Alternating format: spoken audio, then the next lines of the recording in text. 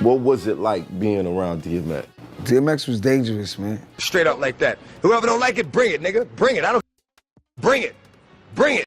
The gift that you have to be able to put a razor blade in your mouth, talk, move your mouth, your tongue, and you don't cut yourself. The LA Crips attempted to force DMX to check in when he hit Los Angeles, but it ended in absolute disaster. Everything flipped the moment X pulled a razor straight out of his mouth, leaving everyone stunned.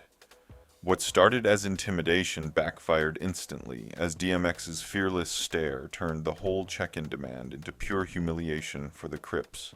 X was such a different spirit, man. I remember one time... The night the Crips tried to force DMX to check in didn't play out the way they expected.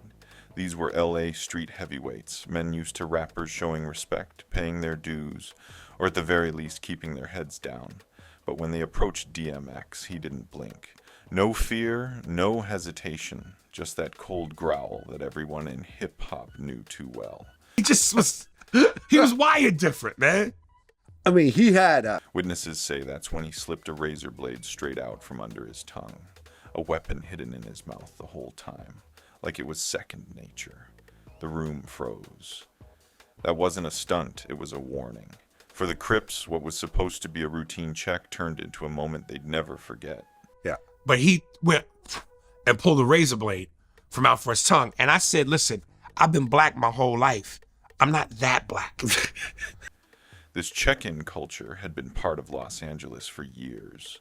It was a system gangs used to control who came through their city, especially rappers flashing jewelry, cars, and money.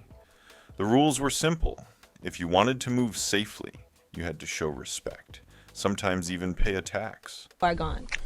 No, I was never too far gone. I mean, it just, all I needed was just do me like you do everybody else.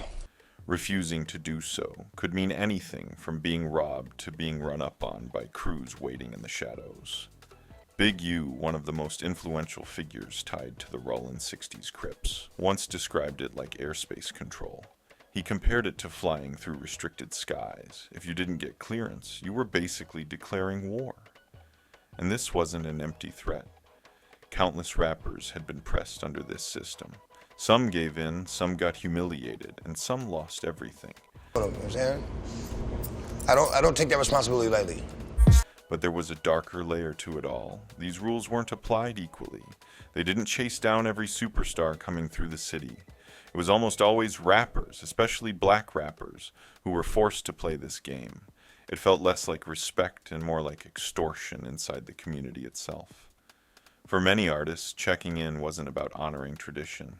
It was survival. Either play along or risk your life. And in a world where most chose safety, DMX stood out because he simply refused. Had a lot to be grateful for. Like it was a good time. You know, we had a lot of fun down there, and you know, Miami, third album. What? You know, when I get in the studio, it's a whole other situation. The difference was DMX wasn't built like the rest. His rap sheet was so long, it was practically a resume. Arrests, fights, jail time. Law enforcement practically had his name saved on the guest list. But that wasn't what made him different. It was his energy. He was raw chaos wrapped in muscle and rage, a man who could flip from laughter to violence in a heartbeat. Around him, nobody ever really knew what would happen next. Even his friends admitted being on edge because DMX wasn't predictable, and that unpredictability was power. I mean, a lot of people are afraid of honesty. You know what I'm saying? They're afraid to show who they are. What fucked me up was after he went, this nigga pulled a razor blade out from under his tongue. On the streets, reputation is everything. DMX had the kind of presence that couldn't be faked. He didn't follow rules, and he didn't care about the politics of who was connected to who. Fear didn't exist in his vocabulary. This is the man the Crips tried to press. And that's why the whole thing ended in disaster for them. They weren't dealing with a rapper who would fold under pressure. They were dealing with someone who had lived in pressure his entire life. Someone who thrived on confrontation. For DMX, the check-in rule wasn't just unnecessary, it was disrespect. And disrespect was something he never let slide. You have to be able to put a razor blade in your mouth, talk, move your mouth, your tongue, and you don't cut yourself? Yeah. That razor blade moment became legendary because it captured who DMX really was. Not a man bound by street rules, not a rapper scared of gang politics, but a storm that nobody could control. In Los Angeles, a city where even gang members could get robbed wearing their own colors, DMX walked in like the rules didn't apply. And for one night, the Crips were the ones left stunned, realizing they had pushed the wrong man. Lyrically? Absolutely. I feel him. I'm not gonna say lyrically, but I feel him. You just said lyrically though. He's not a great lyricist. I feel him. Yeah. No. No, he's not a great lyricist. We're talking about lyrics. I feel him. All right. I feel. Wherever DMX went, chaos followed like a shadow. He didn't try to turn it on. It was just built into his DNA. Ask Jay Farrow. The comedian told a story about being on stage with DMX during a performance. Everyone's hyped, the energy's crazy, the crowd's going wild, and out of nowhere, DMX accidentally clocks him right in the jaw mid-performance. Jay laughed it off later, but he said in that split second his whole soul left his body. Because here's the thing, when DMX hit you, even on accident, you felt it. It wasn't just a punch, it was like getting struck by pure adrenaline wrapped in chaos. X. And yo, X, he goes, Doug, I need to holler at you. Come here. So we go into the locker room, and there's one entrance in and one entrance out. So me and him go in there, and about 27 niggas follow suit. Aries Spears probably has the wildest story of them all. He was trying to push his comedy CD, just hustling like everyone else back then, and somehow ends up in a locker room with DMX and about 30 of his people. Now, most celebrities might politely brush you off. Not X. Instead, he pulls out his infamous razor blade. Yes, the same one he always kept tucked under his tongue, and just sits there staring. No words needed. Aries said in that moment he didn't know whether to laugh, cry, or start writing his will. That was DMX's vibe. He didn't just enter a room, he took it. His energy was always cranked to maximum, and you either survived it or got swallowed whole. You know, because they think it, you know, makes them look weak or whatever, or, you know, well, we all have flaws, man. You know what I'm saying? Anybody who tries to act like they don't, it's full of, well, you know what they're full of. But all of these little stories, as wild and funny as they sound, were proof of the same thing. DMX lived right on the edge. Every second of his life felt like it could flip from comedy to violence in an instant.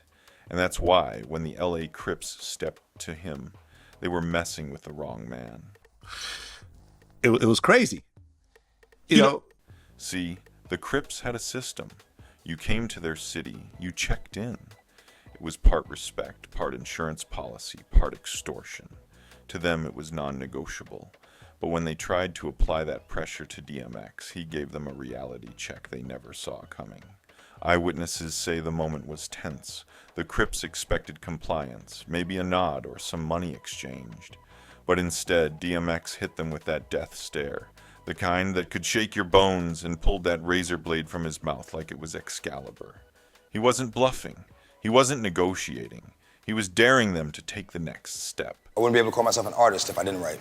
You've had, I guess I would call it a gospel song, or certainly Gospel song and a conversation with the Lord on every album. And here's the thing, they didn't. The same gang that had rappers shook into paying up suddenly found themselves backing off. Because if you pressed DMX, you weren't just facing a man, you were staring down a storm. The whole thing ended up being humiliating for the Crips. Their system worked on everyone else, but not on him. And that only fed into his legend. But where things really got complicated was with Corrupt. Now, Corrupt wasn't just another rapper. He had deep Crip ties woven into Death Row, Dog Pound, and with figures like Big U backing him. His affiliations ran deep in Los Angeles, and for most rappers, that alone was reason to tread carefully. But DMX didn't care. Gang politics didn't matter. Who you were tied to didn't matter. He would call you out if he felt like it. That fearlessness was magnetic, but it also lit fires in all the wrong places. It's always been, and I've said that so many times in so many songs over the years, you know, blessed with the curse. Mm-hmm. Blessed with the curse. I'm not going to lie, I didn't know if you... And then came the darkest part. Alleged hit attempts, shootings tied to the beef, bodyguards caught in the middle. 2 of Corrupt's own men ended up dead. killed in the chaos, and rumors started pointing fingers toward DMX. Now, nothing was ever proven. That's important. But the whispers never stopped. In hip-hop circles, where smoke usually means fire, the idea that DMX could be connected to something that deadly only added to his reputation. It wasn't just music beef anymore, it was life or death tension. All of this put DMX in a category by himself. While other rappers were forced into systems of control, while others tried to play politics, he stood on his own, even when it meant standing against entire gangs or rappers tied into the deepest street networks. That's why his name still carries a certain kind of weight. Like this video and subscribe to the channel to get more updates.